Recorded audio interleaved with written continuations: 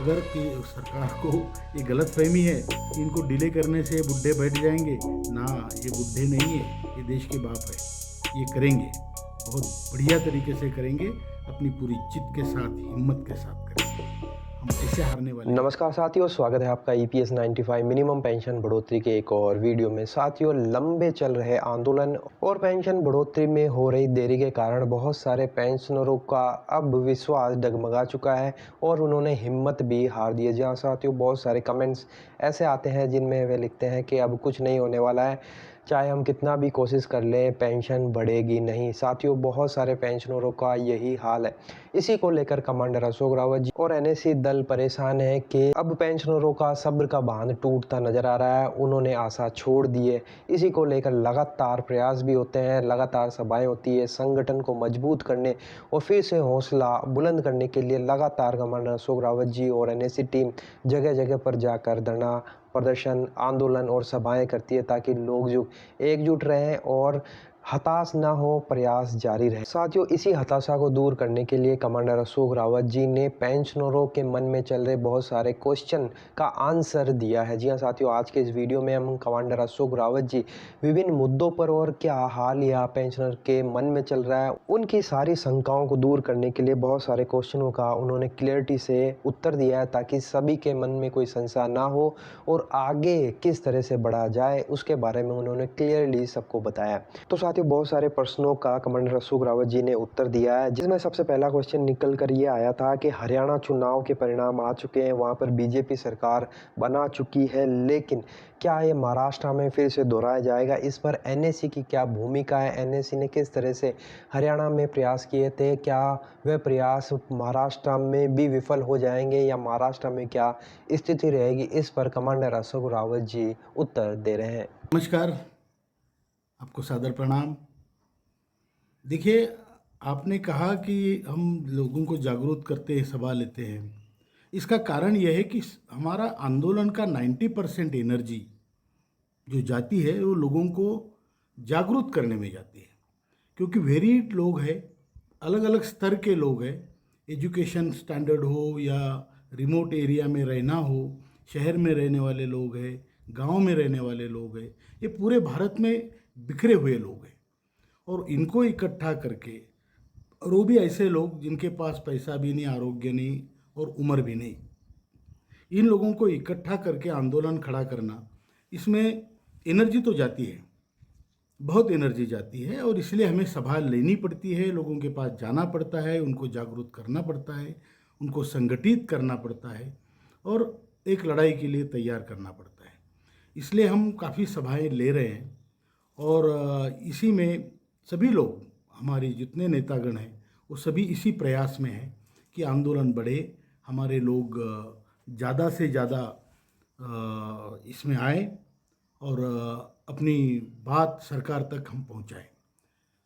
रही बात हरियाणा चुनाव की, तो हरियाणा चुनाव की जो परिस्थिति है वो बहुत अलग थी। पहली बात तो यह है कि वहाँ जो राज्य सरकार है उन्होंने EPS 95 के लोगों को भी 3,000 तक पेंशन देने का वादा किया था। मतलब जिसको 1,500 है, 500, उसको भी वो 3,000 तक लेके जाने वाले थे। उसका भी असर है और कुछ उनके अच्छे काम होंगे, उसका भी असर होगा। तो हमारे लोगों ने जो भी किया है वो सोच समझ के उन्होंने किया है, ऐसी बात नहीं है। और कई लोगों ने नोटा भी दबाया होगा या जो भी है, या BJP को भी वोट दिए होंगे, वो उनकी अपनी मर्जी थी। और हम जो भी निर्णय है जो लोगों का, उसका तो स्वागत ही करेंगे और परिणाम का भी हम स्वागत ही करेंगे। तो ये हमारा हरियाणा चुनाव में जो उनकी नीति थी उसका उनको फ़ायदा हुआ है। महाराष्ट्र की सिचुएशन बिल्कुल अलग है। महाराष्ट्र में एक तो EPS 95 के पेंशन धारकों की संख्या बहुत सब्सटैंशियल है, बहुत ज़्यादा है। वो बहुत बड़ा वोट शिफ्टिंग यहाँ पे हो सकता है। और यहाँ पे तो कुछ ऐसे इनिशिएटिव सरकार की तरफ EPS 95 पेंशनरों के लिए अभी तक नज़र नहीं आए। और हमारा तो मतलब पहले से यही नारा है, जो पेंशनरों का, EPS 95 पेंशनरों का काम करेगा वो देश पे राज करेगा। ये हम इस भूमिका पे हम अभी भी निश्चित है, निर्धारित किया है हमारे CWC ने, और उसी के ऊपर हम काम कर रहे हैं। अभी आप देखिए कि चुनाव में जो भी परिस्थिति बनती है, हम तो कोई नॉन पॉलिटिकल ऑर्गेनाइजेशन है, लेकिन लोगों की अपनी भावनाएं हैं, वो तो प्रदर्शित होगी, इसमें कोई डाउट नहीं है। और हम चाहते हैं कि सरकार इसका कॉग्निजेंस ले, हमारा काम करे, ताकि हम भी जो सरकार में बैठा पक्ष है उसका काम कर सके। हम चाहते हैं, हम उनको प्रार्थना करते हैं कि हमारा काम करे और इस हमारी सहायता आपके विजय प्राप्ति में जरूर ले, ये हमारा कहना है। दूसरा सवाल ये है कि महाराष्ट्र के अलावा देश के अन्य राज्यों में भी चुनाव हो रहे हैं, उस पर NSE क्या प्रयास कर रही है और NSE उन चुनावों को किस तरह से ले रही है? हम उत्तर प्रदेश का जो हमारा दौरा है, टूर है, वो भी कर रहे हैं। अभी 23 तारीख को प्रयागराज में हमारी बहुत बड़ी सभा है। जो भी वहाँ उपचुनाव है 10 जगह पे, उसके जो नेतागण हैं हमारे उस पर्टिकुलर क्षेत्र के कॉन्स्टिट्यूएंसी के, वो भी सभा में रहेंगे। और 24 तारीख को हम कानपुर में भी बड़ी सभा ले रहे हैं। और इन सभाओं में पेंशनर को जागरूक तो करेंगे ही, बल्कि जो संगठन की नीति है इलेक्शन के मामले में, जो हमारा कहना है, जो हम उजागर तरीके से हमने कहा है, दिल्ली के जंतर मंतर से कहा है, मुंबई में आज़ाद मैदान से कहा है, वही नीति हम वहाँ प्रसारित करेंगे। हमारी नीति स्पष्ट है, जो पेंशनरों का काम करेगा वो देश पे राज करेगा। क्योंकि ये कोई हमारी ऐसा तो नहीं है कि हम कहीं से कुछ फ्री में मांग रहे हैं या हम कुछ भीख मांग रहे हैं। हमारा पैसा जमा है भाई, उसका हिसाब हम मांग रहे हैं। और हम चाहते हैं कि हमारा पैसा हमारी ज़िंदगी में कुछ काम आए, हम एक डिग्निफाइड लाइफ जिए, और हमें जो संविधान से हमें अधिकार दिया है, और डिग्निफाइड लाइफ मौत भी हम मरें। ये इसके लिए ये पूरा संघर्ष है। और उपचुनाव जहाँ जहाँ है, या झारखंड में चुनाव है, वहाँ हम जा भी ना पाए तो हमारे मैसेज। तीसरा सवाल कि पेंशन आंदोलन ठंडा ना पड़े, इसके लिए क्या प्रयास किए जा रहे हैं? क्योंकि अब काफ़ी पेंशनर हताश हो चुके हैं, उन्होंने आशा छोड़ दी है। इस पर NSE क्या प्रयास कर रही है? सरकार से इस बारे में क्या बातचीत चल रही है? इस पर आप प्रकाश डालिए। देखिए, आंदोलन एक युद्ध है, और युद्ध के स्तर पे ही उसको हम कर रहे हैं। ये दुर्दैव की बात है कि हमें अपनों से ही युद्ध करना पड़ रहा है। तो हमें श्री कृष्ण जी ने बताया कि जब धर्म की बात होती है, सच्चाई की बात होती है, तो युद्ध में सामने कोई भी खड़ा हो, आपको तो करना पड़ेगा, उसमें कोई चॉइस नहीं है। तो इसलिए हमने ये युद्ध छेड़ा है। लेकिन युद्ध के साथ साथ जो डिप्लोमेसी होती है, या जो चर्चाएं होती है, या जो एक प्रकार से समन्वय की बात होती है, वो भी करनी पड़ती है, और करते भी हैं हम। अभी 9 तारीख को हमारे महासचिव आदरणीय वीरेंद्र सिंह जी दिल्ली गए थे। हमने उनको रिक्वेस्ट की थी कि आप दिल्ली जाएं, और मेरा नहीं जा पाना हो रहा था, तो खुद वहाँ पे गए। उनके साथ हमारे बहुगुणा जी थे, राणा जी थे, दिल्ली के हमारे राष्ट्रीय सचिव रमेश बहुगुणा जी, और BS राणा जी जो हमारे दिल्ली प्रदेश के अध्यक्ष है। ये 3 लोग मंत्री जी से मिलने गए। मंत्री जी हमारे महासचिव जी से मिले, और उन्होंने उनको बुलाया, उनके ऑफिस में उनकी मुलाकात हुई। और ये 9 तारीख को, ये गई वाली 9 तारीख को, 9 अक्टूबर को वहाँ पे अच्छी चर्चा हुई। उन्होंने कहा, मैं आप ही के काम में लगा हूँ, हम युद्ध स्तर पे ये काम कर रहे हैं, हम भी चाहते हैं इसमें भलाई हो। तो ऐसी बात नहीं कि हम वार्ता नहीं कर रहे हैं, हम हमारा काम भी कर रहे हैं, लोगों को जागरूक भी कर रहे हैं, लड़ाई भी खड़ी कर रहे हैं, और साथ में हम वार्ता भी कर रहे हैं।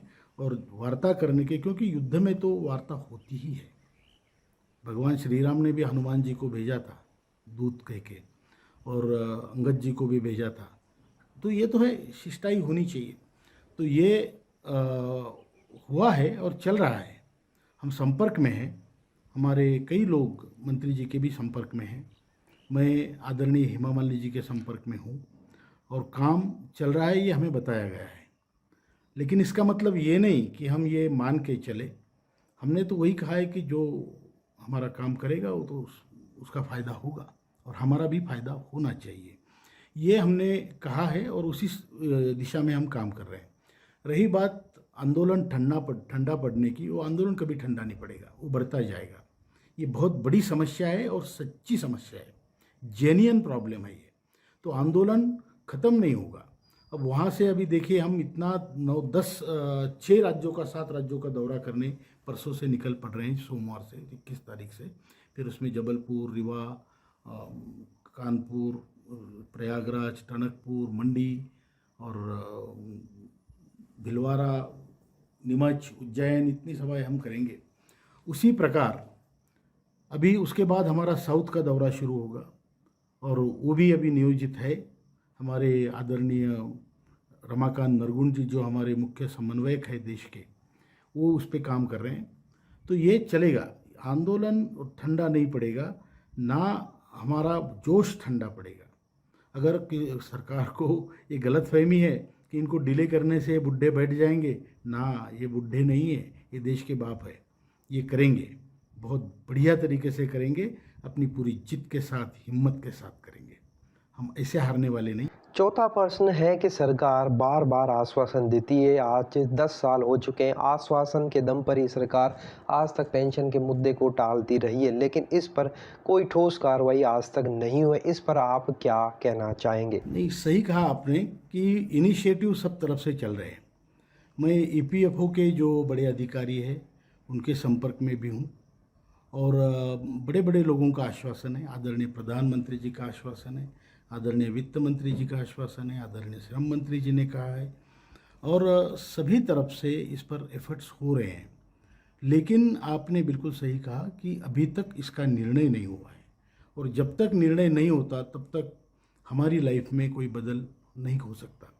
इसलिए हम चाहते हैं कि जल्दी से जल्दी ये निर्णय हो और इसी के ऊपर हम सब लोग प्रयास कर रहे हैं। हमारी तरफ से भी प्रयास है, पॉजिटिव प्रयास है और सरकार की तरफ से भी प्रयास चल रहे हैं। ये हमें दिख रहा है और हम देख भी रहे हैं।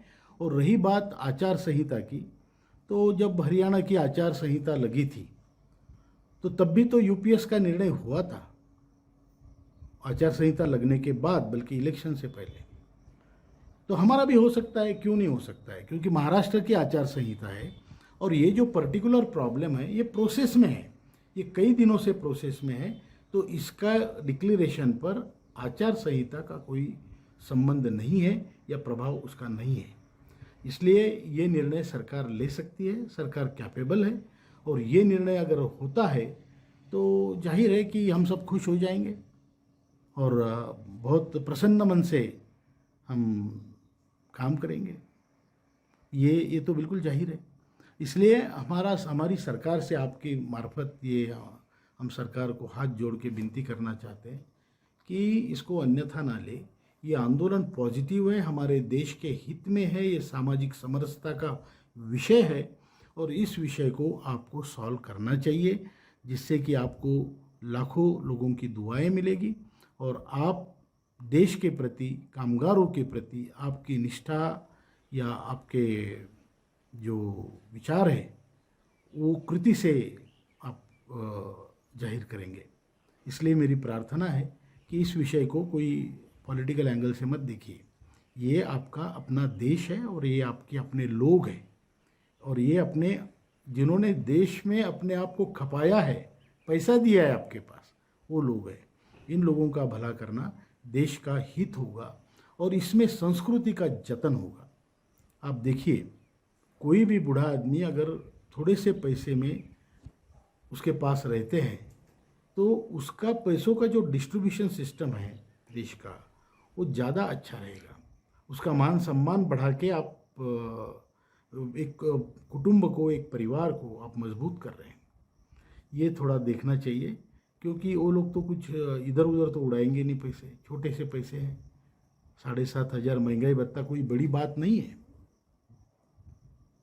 तो इसलिए हम ये कहना चाहते हैं कि ये काम जल्दी से जल्दी हो और लोगों के चेहरे पे खुशी आए, खुशहाली से वो जिए, खुशहाली से वो मरे।